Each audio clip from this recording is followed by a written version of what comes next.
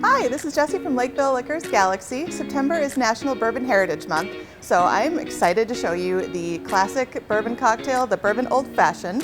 This cocktail is infinitely customizable, super easy to make, looks delicious, so let's get to it. The classic recipe for an Old Fashioned is just whiskey, bitters, and sweetener over ice. For garnish, I use an orange peel and a cocktail cherry. If you wanted to make this your own, you could use rye or brandy instead of bourbon. Simple syrup, maple syrup, or a sugar cube can be used as a sweetener.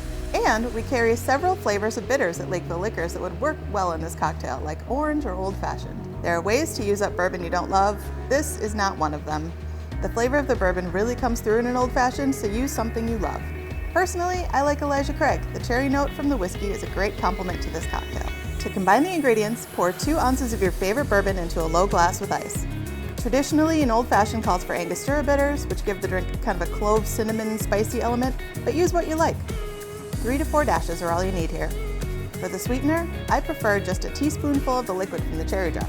To make the garnish, peel off a little bit of an orange peel and give it a twist over the drink to release the oils.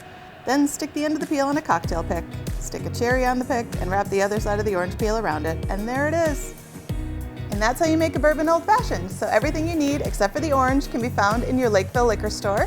Hope to see you in store soon. Cheers!